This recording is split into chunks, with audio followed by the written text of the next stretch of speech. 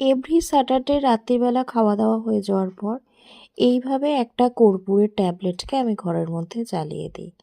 তারপর আমি ইউজ করি একটা করে সিড মাস্ক। আজকে ইউজ করছি গুড ভাইবসের এই সিড মাস্কটা।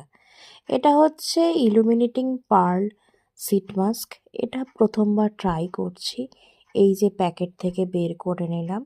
এই সিড মাস্কটা খোলার সময় আমার একটু ভুল হয়েছিল, আমি খুলেছিলাম উল্টো, এবং মুখে লাগানোর সময় তোমরা যারা লাগাও তারা বুঝতে পেরেছো যে চোখের হোল দুটো আমি ভুল করে নাকের জায়গায় এবং নাকের হোলটা ঠোঁটের জায়গায় লাগিয়ে ফেলেছি, যার জন্য মুখে বসাতে একটু সমস্যা হচ্ছিল।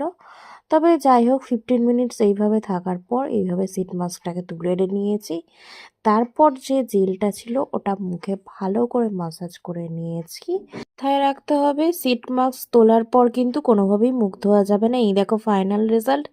Good night.